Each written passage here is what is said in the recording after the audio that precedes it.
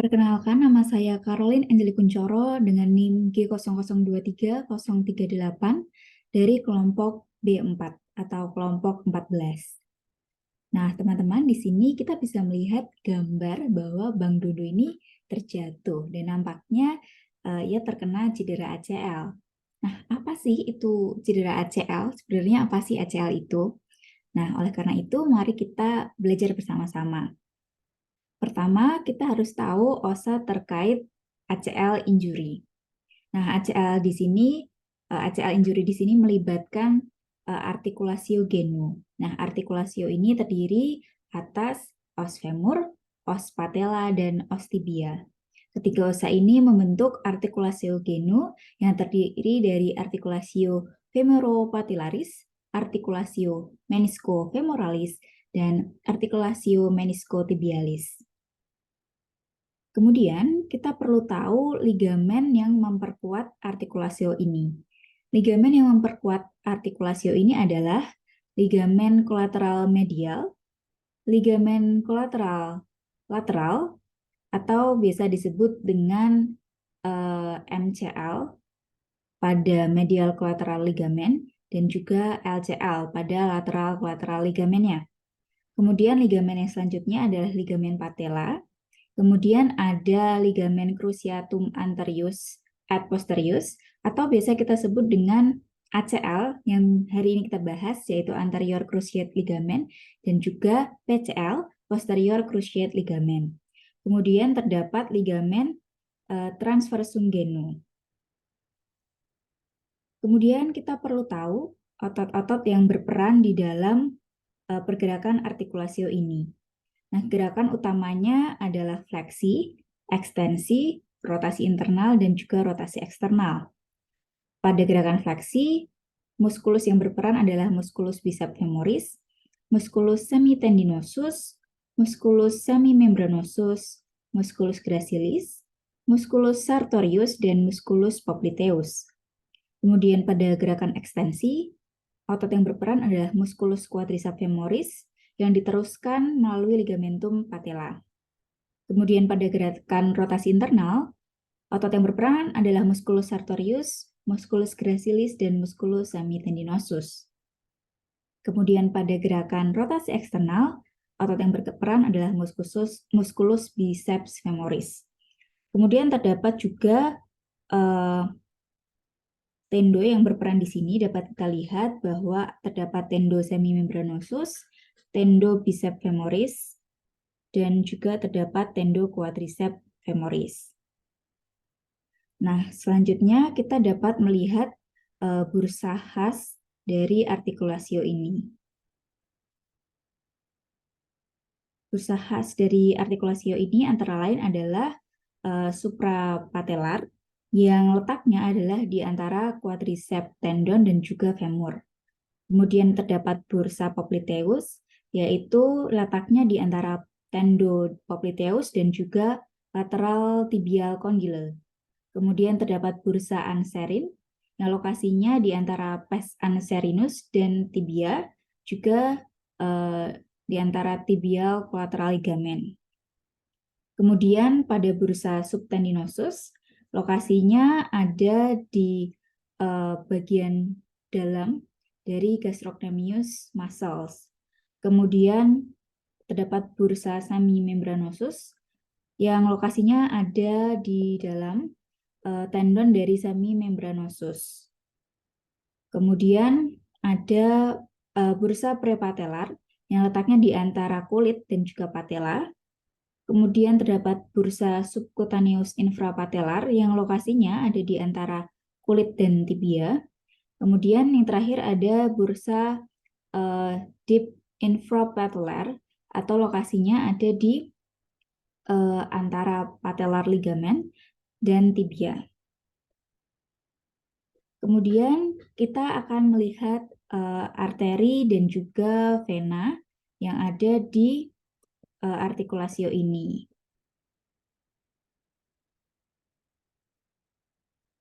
Untuk arteri,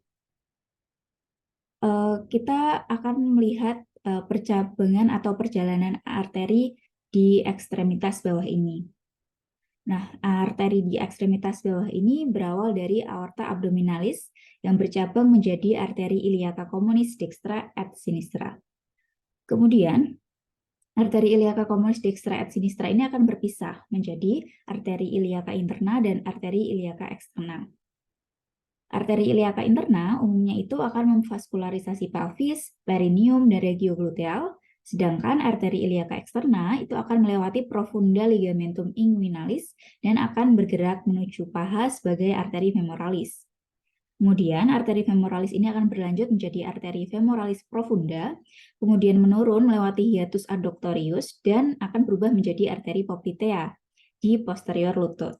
Kemudian arteri poplitea terbagi menjadi arteri tibialis anterior dan arteri tibialis posterior.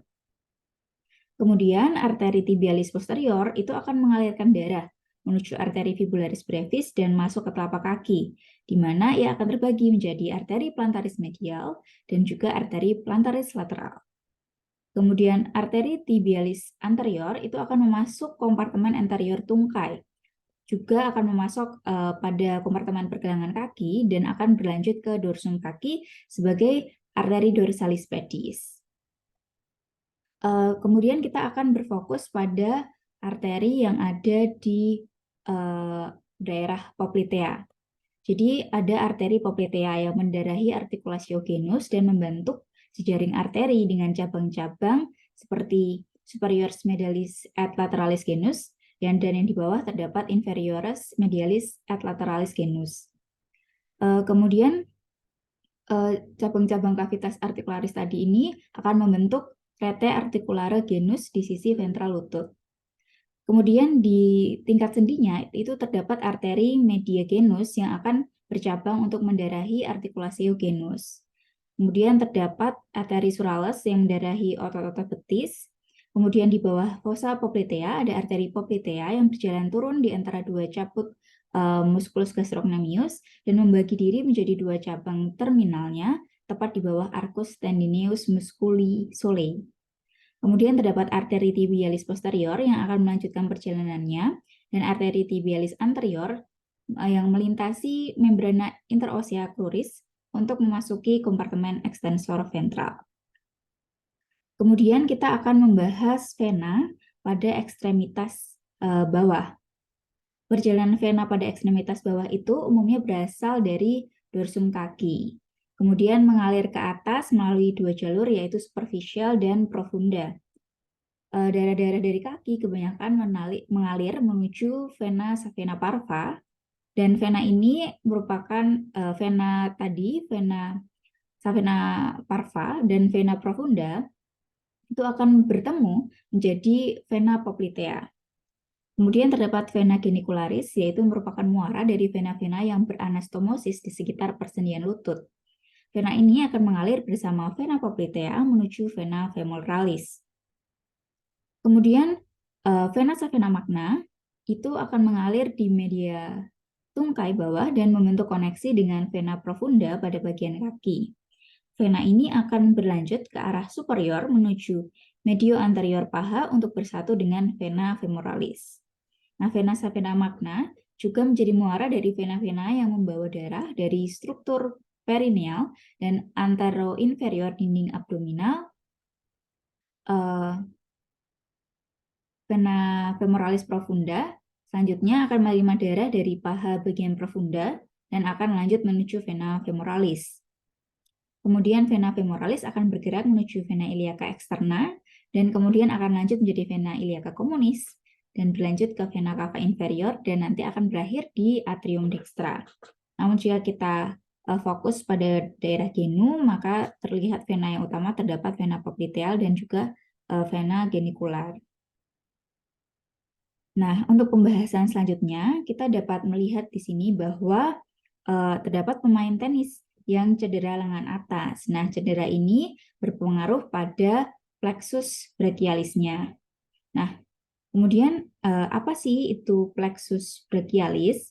Nah, plexus brachialis adalah anyaman serat saraf yang berjalan dari tulang belakang C5 menuju T1 sampai T1 maksudnya, kemudian melewati bagian leher dan ketiak serta akhirnya ke seluruh lengan atas dan juga lengan bawah.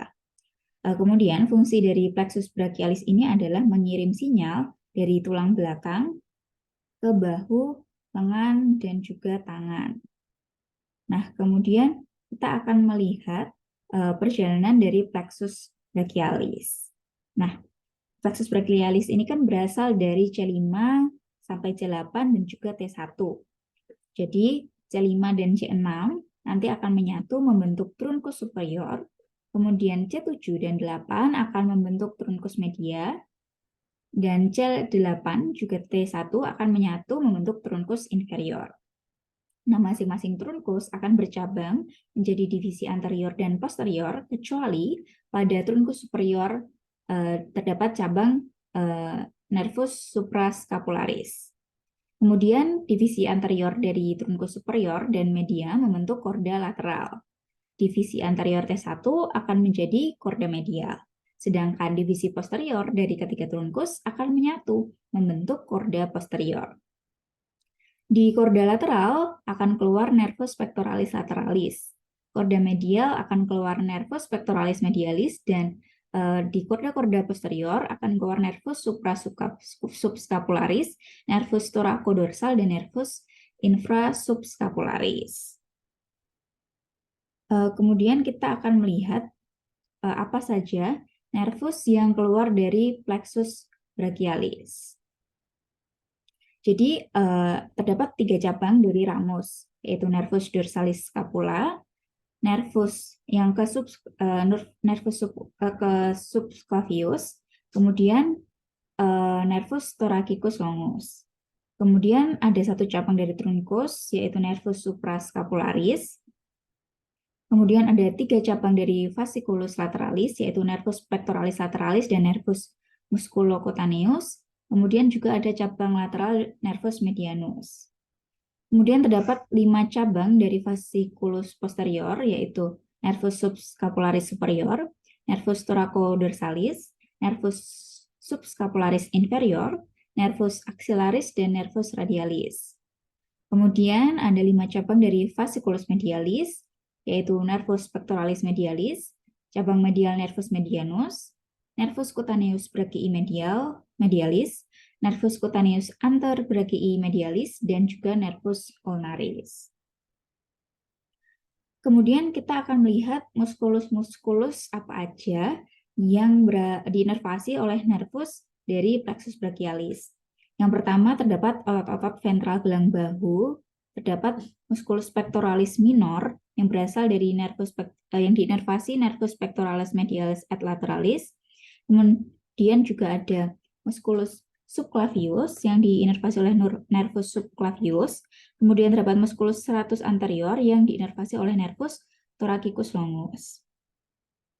Kemudian ada juga otot-otot dari eminentia tenaris, yaitu terdapat musculus abductor pollicis brevis, musculus flexor pollicis brevis, musculus opponens pollicis, dan musculus adductor pollicis. Kemudian otot-otot ventral bahu terdapat musculus pectoralis major, musculus deltoideus, dan musculus supraspinatus. Terdapat juga otot-otot dari dorsal gelang bahu, yaitu musculus trapezius, musculus levator scapula, musculus rhomboideus minor, dan musculus rhomboideus major. Pada otot-otot dorsal bahu terdapat musculus infraspinatus, musculus teres minor, musculus teres major, musculus subscapularis, dan musculus latissimus dorsi. Kemudian, pada otot-otot lengan atas bagian ventral terdapat musculus bicep brachii, musculus coracobrachialis, dan musculus brachialis. Kemudian, otot-otot dorsal lengan atas terdapat musculus tricep brachii dan musculus anconeus. Selanjutnya, otot-otot ventral superficial lengan bawah terdapat musculus pronator teres, musculus flexor carpi radialis, musculus palmaris longus, musculus flexor digitorum superficialis, dan musculus flexor carpi ulnaris. Kemudian, pada otot-otot ventral superficial lengan bawah terdapat musculus pronator teres, musculus flexor carpi radialis, musculus palmaris longus, musculus flexor digitorum superficialis, dan musculus flexor carpi ulnaris. Kemudian pada otot-otot lateral, lengan bawah terdapat musculus brachioradialis, musculus extensor carpi radialis longus, dan musculus extensor carpi radialis brevis. Kemudian otot-otot dorsal superficial lengan bawah terdapat musculus extensor digitorum, musculus extensor digiti minimi, dan musculus extensor carpi ulnaris. Kemudian otot-otot dorsal profundus lengan bawah terdapat musculus supinator, musculus extensor pollicis longus, musculus extensor indicis, musculus abductor pollicis longus, dan musculus extensor pollicis brevis. Kemudian otot-otot eminentia tenaris terdapat musculus abductor pollicis brevis, musculus flexor pollicis brevis, musculus opponens pollicis, dan musculus adductor pollicis. Selanjutnya otot-otot telapak tangan yaitu musculus lumbricalis 1 sampai 4, kemudian interossei palmaris 1 sampai 3 dan interossei dorsalis 1 sampai 4. Kemudian yang terakhir terdapat otot-otot eminentia hypotenaris yaitu musculus palmaris brevis, musculus abductor digiti minimi, musculus flexor digiti minimi brevis, dan musculus opponens digiti minimi.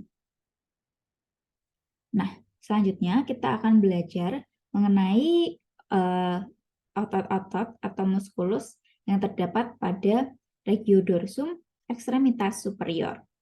Yang pertama, di sini kita dapat melihat ada musculus trapezius yang berorigo di protuberansia occipitalis externa, processus spinosus VC7, dan semua PT. Kemudian berinsersio di clavicula, spina scapula, dan acromion, dan diinervasi oleh nervus accessorius. Kemudian terdapat musculus latissimus dorsi yang berorigo di processus spinosus PT7-12, spina iliaca, dan 4 costae bagian bawah, yang berinsersio di sulcus intertubercularis humeri dengan inervasinya oleh nervus thoracica. Kemudian terdapat musculus rhomboideus major yang berorigo di processus spinasus PT2-5 dan insersionya di margo medialis scapulae. Dengan inervasinya diinervasi oleh nervus dorsalis scapula. Kemudian terdapat musculus rhomboideus minor dengan origonya di processus spinosus VC7 dan VT1 dengan insersionya di margo medialis scapula yang diinervasi oleh nervus dorsalis scapula. Kemudian terakhir ada musculus levator scapula yang berorigo di processus transversus VC1-4 dan insersionya di margo medialis scapula angulus superior yang inervasinya diinervasi oleh nervus dorsalis scapula. Nah, sebuah mnemonik atau cara mudah untuk menghafalkan musculus di regiodorsum ekstremitas superior ini adalah tralale mami. Tra untuk trapezius, la untuk latissimus dorsi, le untuk levator scapula, kemudian ma untuk rhomboideus major, dan mi untuk rhomboideus minor. Kemudian wing scapula. Wing scapula ini merupakan suatu kelainan pada ekstremitas atas ya superior. Nah, wing scapula ini merupakan sebuah kelainan yang tandanya adalah scapula ini terangkat begitu. Kondisinya sudut atas atau pinggiran luar tulang belikat scapula itu akan terlihat menonjol keluar dari punggung. Nah, ini biasanya bisa terjadi karena kelumpuhan atau gangguan-gangguan otot yang menopang pada scapula ini. Misalnya pada otot serratus anterior dan juga saraf yang mengontrol otot ini. Nah, kalau pada saraf yang mengontrol otot ini, biasanya yang terjadi adalah lesi pada long thoracic nerve. Nah, karena lesi ini, scapula akan terlihat menonjol karena otot-otot yang harusnya menopang scapula ini tidak bekerja dengan baik. Biasanya penanganan ini akan bergantung pada penyebabnya, dan biasanya fisioterapi itu akan dilakukan untuk memperkuat otot-otot yang terlibat kembali. Nah, sekian yang dapat saya sampaikan. Terima kasih.